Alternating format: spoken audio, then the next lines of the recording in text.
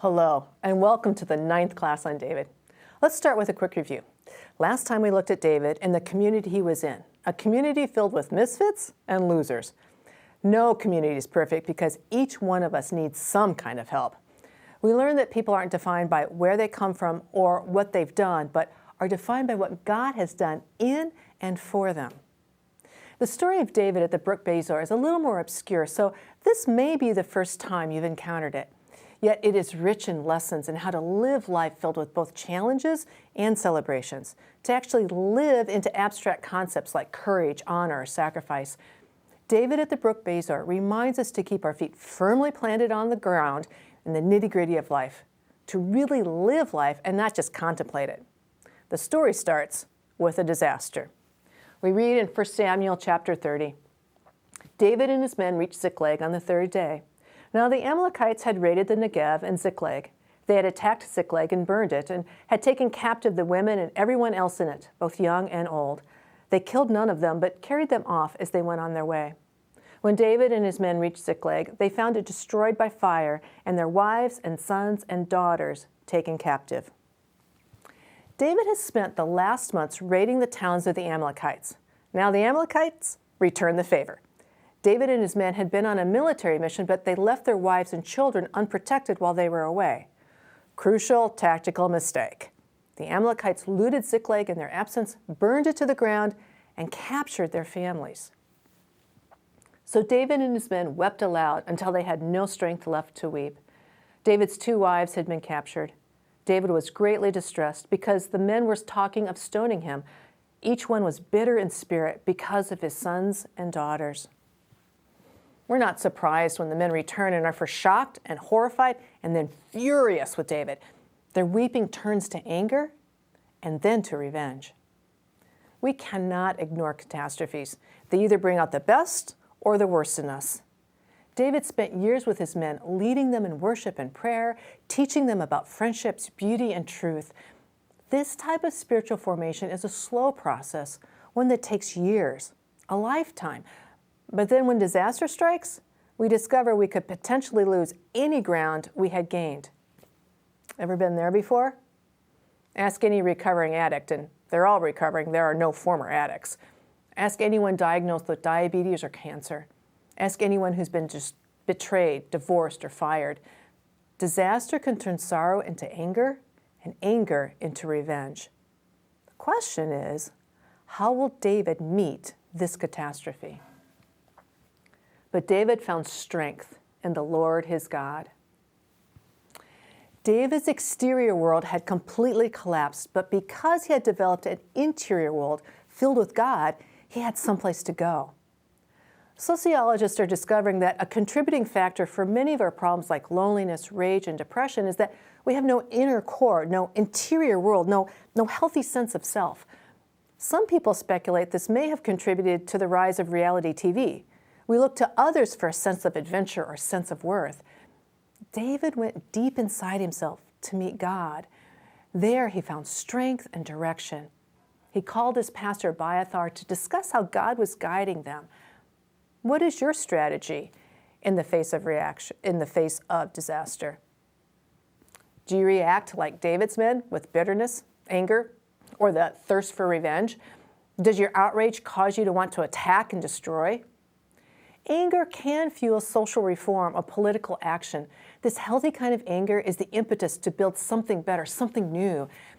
Anger can also be used to break things, whether that's a marriage, a parent-child relationship, or taken to the extreme, lead to sins like white supremacy or anti-Semitism. David's strategy was very different. It came from seeking God in prayer and seeking the counsel of godly people. When David did this, he developed a plan to rescue the women and children. David inquired of the Lord, "Shall I pursue this raiding party? Will I overtake them?" "Pursue them," Abiathar answered. "You will certainly overtake them and succeed in the rescue." David and his men had just returned from a long battle and a long march home where they found their families kidnapped and their town burned to the ground.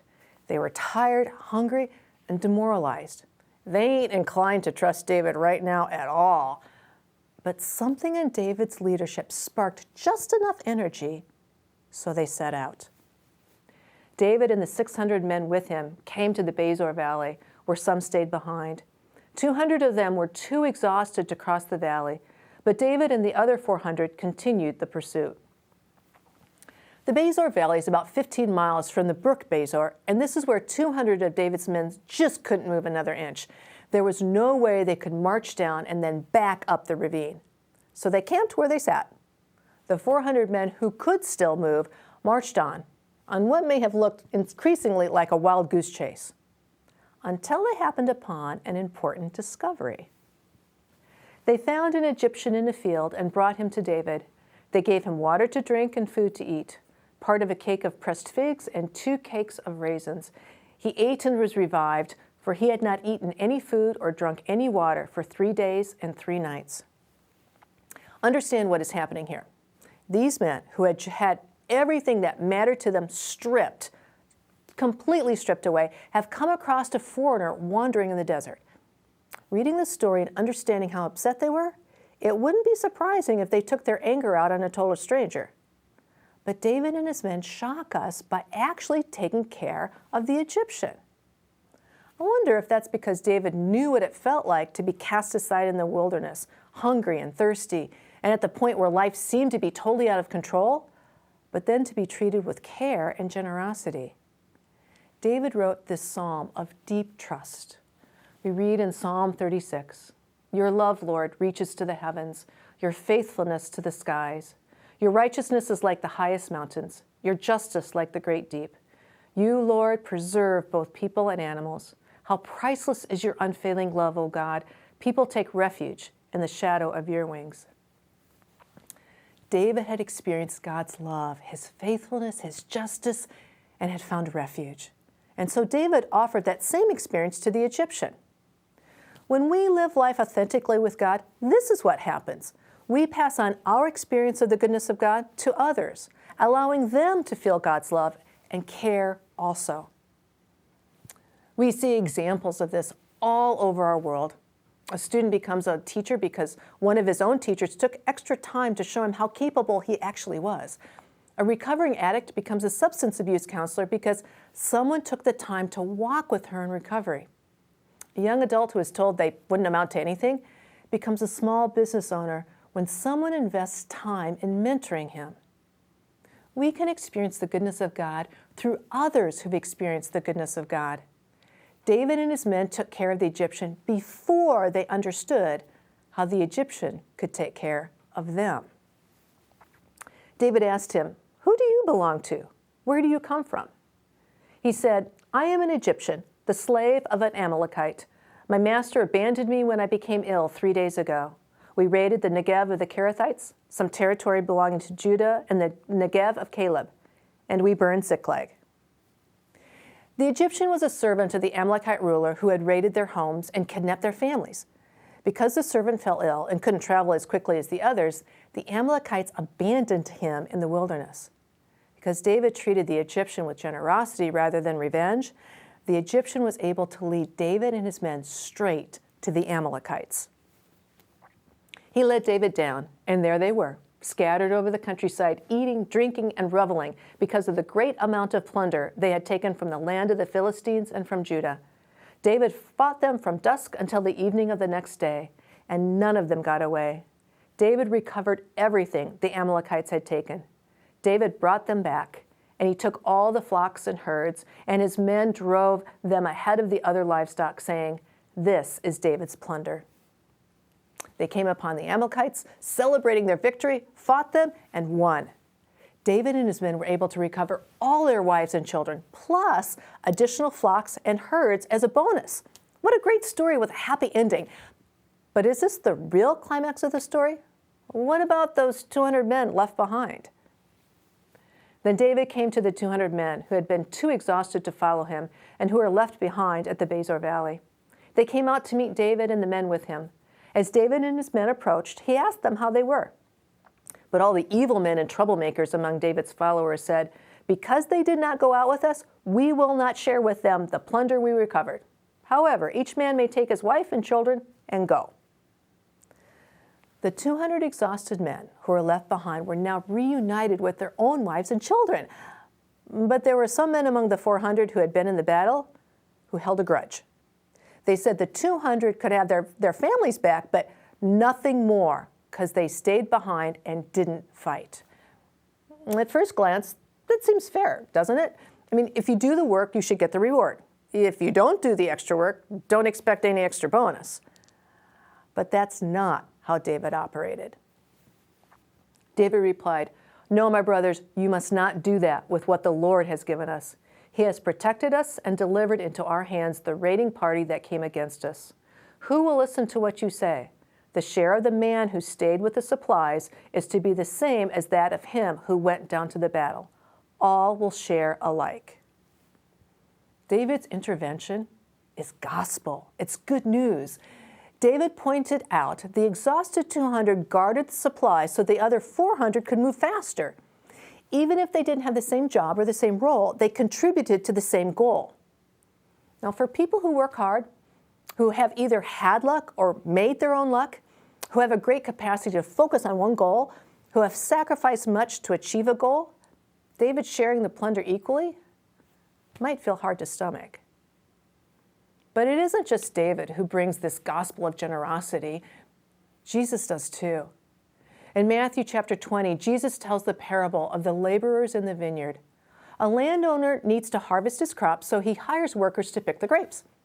The landowner hires workers at dawn, 9 o'clock, noon, 3 o'clock, and 5 o'clock. At the end of the workday, the laborers come to be paid.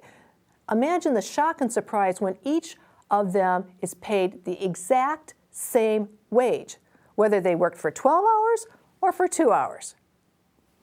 How do you feel when others don't face the same dangers, are late to the party, don't work as hard as you do, come to faith later in life?